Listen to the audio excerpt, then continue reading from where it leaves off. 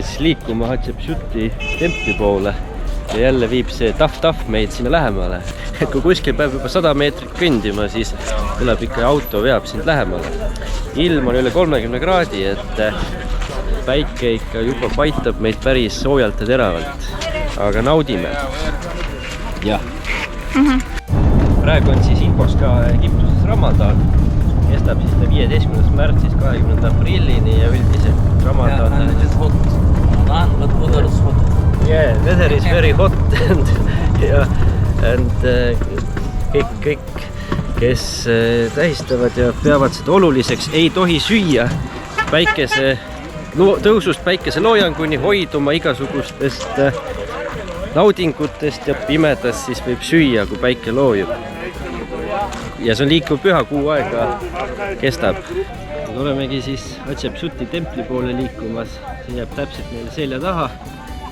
Ja ilm on ikka väga +30 ja peale, et isegi kohalik mees ütles, et väga kuum Ramadan on see aasta.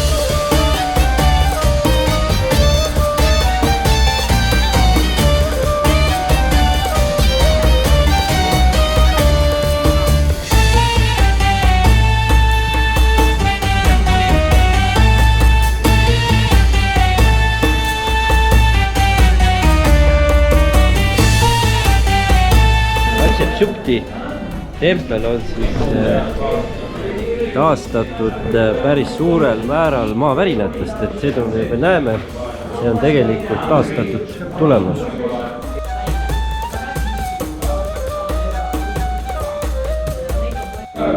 Siin me näeme, et Hatshepsut on kõikidelt seintelt välja tahutud ja see tähendas seda, et kui sind ei ole mälestustes informatiivselt kuskil enam olemas talletatud, siis sa ei pääse enam nii-öelda teispoolsusesse ja sind ei ole ka seal olemas enam. Ja tõenäoliselt see leidis perekondlike konfliktide tõttu sellise tulemuse, et Hatshepsut peale oma valitsemisaega kustutati omaenda templi seintelt. Siin on nüüd siis näha joonised, mida siis toodi ohvrianniks ja pandi gaasi, siis siin on näha igasugused vaasid, anumatega, parfüümid.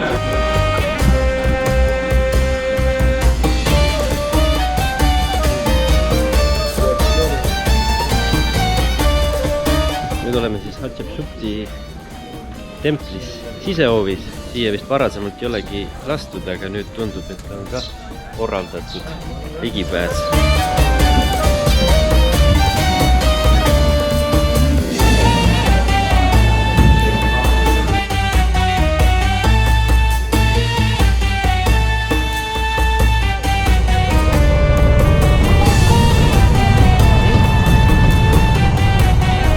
Vaatame alabastri kivist, ehk nagu marmorilaadne kivi, valmistatud vaase ja kujusid. Käsitöö käib selliselt. Väga kihvt, nagu näete.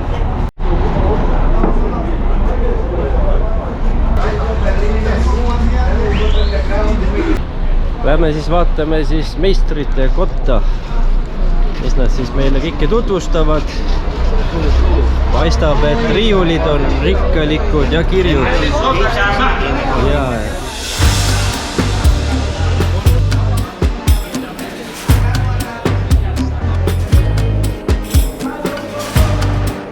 Näete, et siin on rikkalik valik, mida kõike saab sellest kivimist, alabastarist valmistada ja kõigest muust. Et siin nüüd tehakse meile kõvasti show'd, et äkki keegi midagi ostab ka.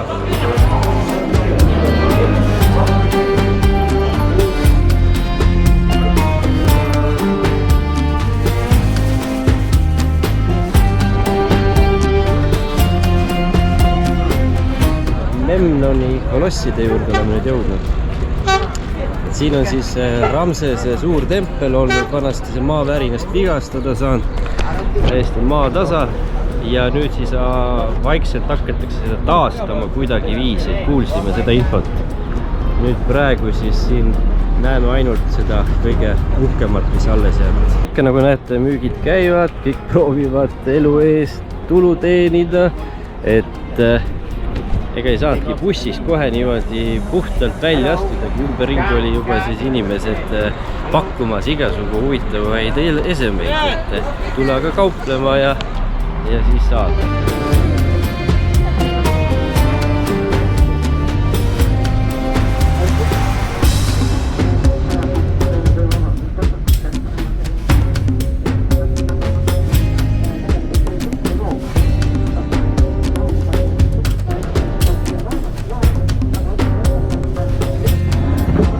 Ja. Ja.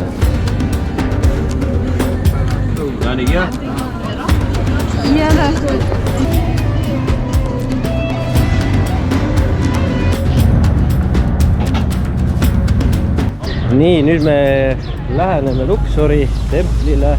Luxor on siis endine Teeba, mis oli siis pikka aega Egiptuse pealinnaks ja väga kaua aega üks suurema rahvaarvuga linnasid üldse maailmas.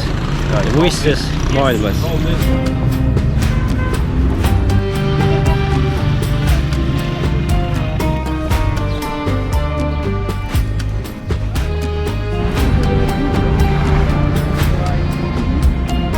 No nii, kus te olete? Vanalinnas või? Tallinnas? Luxori vahel. Türil? Türil? Ei ole Türil? Ei ole. Ei, pigem nagu mingi väike. Ja. No näed, uksi pole vajagi, see on niigi pala.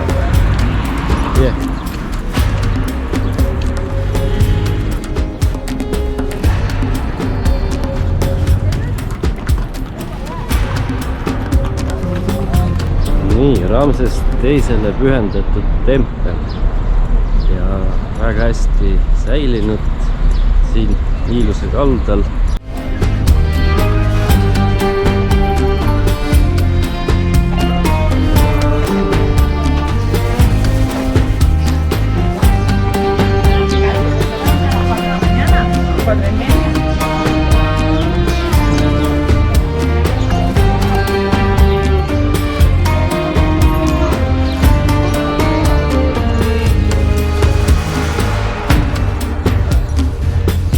Ramses teine vaaraona pidi kogu aeg oma riiki kaitsma kõikide vaenlaste eest. Tema alati headuse poolel ja siis selle templiga ka ta tähistab ja näitab oma võitu ja vägevust ja jumalatega koos toimimise sõprust. Ülevalt on näha siis mosseed, mis ehitati 20. sajandi alguses. See tähendas, et see kogu templikompleks oli liiva all. Nende jaoks oli siis see maapilt.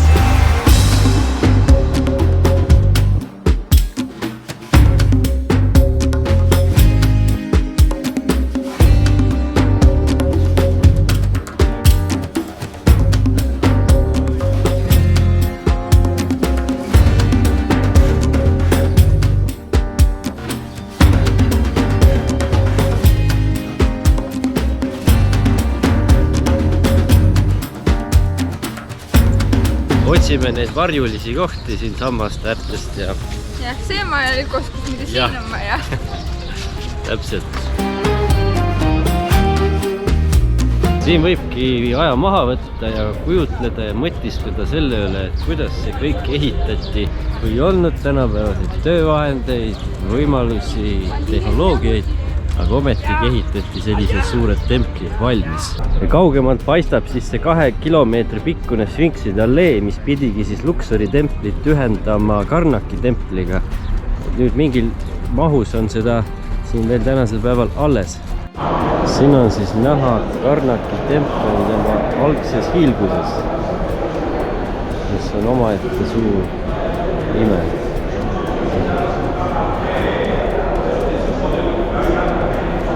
Ja kõik ehitati suure füüsilise tööjõuga 100 aastaid, isegi 1000 aastat.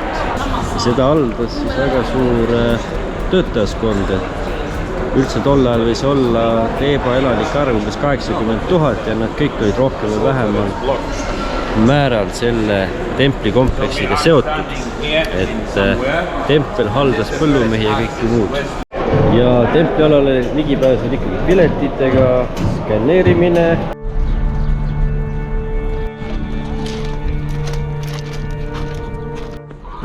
Need iga sfinksi juures väike kujuka ongi siis Ramsese enda kujutis.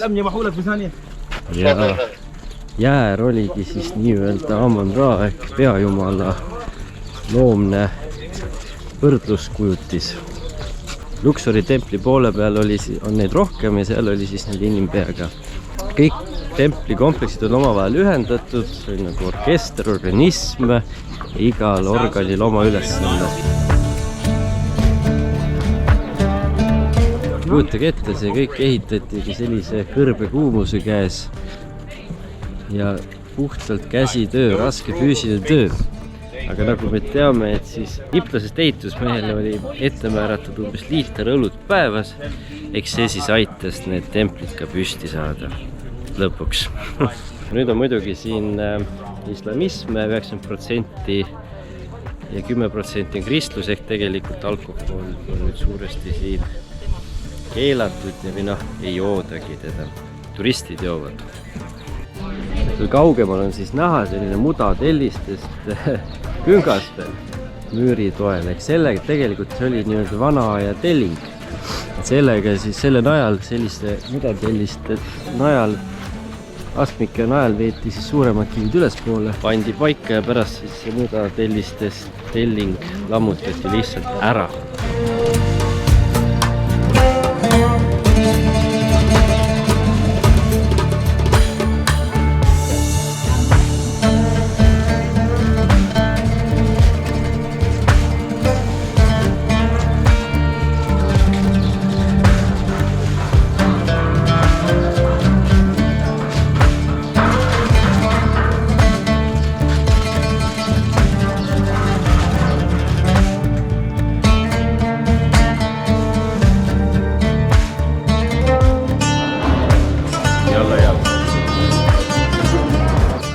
Kogu templikompleksil oli siis ka katus peal, et sealt on näha võre, see oli siis nii-öelda akna eest ja see kõik oli siis pime. Ajas on siis katus läinud. Ja nüüd on siis avastatud tehnoloogia, kuidas siis saaks nii-öelda värve tuua välja siis sellisest pealmisest muda ja muu kivistunud pinnase kivi alt originaalvärve. Tõenäoliselt värvitakse võib-olla nad originaalselt üle ka. Obeliskid siis ehitati päikeseauks ja nende tipud, kus on näha seda püramiidist tippu, siis see oli üle kullatud. Taga olev obelisk on siis 33 meetrit pikk, see on üks kõrgemaid ja Hatshepsut lasi selle ehitada ning saatis 6000 töölist kivimurdu seda ehitama siis. Ja ühes tükis graniidist siis ta välja tahuti ja siia toodi. Siin on siis see püha järv, Karnaki templi püha järv, kus siis enne riituseid preestimas käisid puhastamas. See on 4 meetrit sügav ja tänase päevani on ta säilinud, allikas teda toidab. Ka valitsejad käisid siin ennast puhastamas enne pühitsusi ja riituseid. Skarabeusi ümber tuleb vähemalt 2 tiiru teha ja siis saab õnnelikuks. Aga vanad egiptlased uskusid, et Skarabeus ehk sõnnikumardikas oligi see, kes iga päev lükkas päikse taevasse ja lükkas ta sealt ära ka. Kiire reportaaž hommikul kella 6, siis alustasime, oleme 4 kohta läbinud. Kuningate org, Hatshepsut, siis Luxori tempel, Karnaki tempel ja siis veel oli korra Memnoni kolossid, et nüüd on kell 1. Et tegime väikse kultuurisprindi. Ja nüüd läheme tagasi. Lähemas ootab meid lõunasöök. Peale lõunasööki on vaba aeg. Ühesõnaga laev hakkab sõitma, me hakkame nüüd liikuma Lõuna-Egiptuse poole, Assuani poole. Järgmine linn on Edfu, kus me peatume ja täna me olemegi ülejäänud päeva puhkuselaidel. Kultuuripuhkuselaidel. See on siis see meie laev, millega me alustamegi teekonda lõuna poole. Näitasin eile ka siis kajutit, mis oli väga luksuslik ja mitmetoaline. see ei olegi see laev. See ei ole veel see õige laev, nii et me läheme siit läbi 5 laeva. Läbi otse, Amr läheb ees. Jah, et lähme nüüd läbi 4 laeva ja 5 on meie oma. Jah. Vaata. On kitsav laev, jah.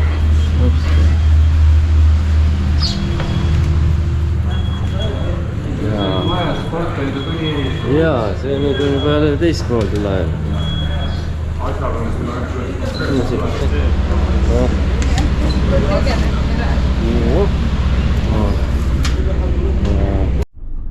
Vahepeal peab siis ka nii olema mõned minutid. Meil on rõdu, väikene. Jah.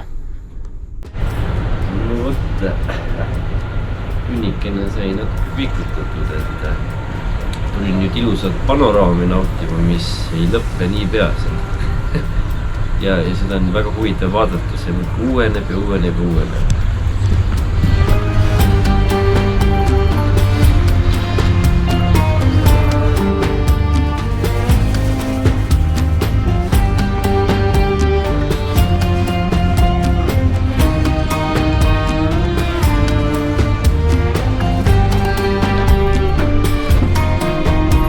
Nii, me lähme nüüd teetama. Jah, vaatame siis, kuidas egiptlased kultuurselt teed joovad ja mida nad sinna kõrvale meile räägivad.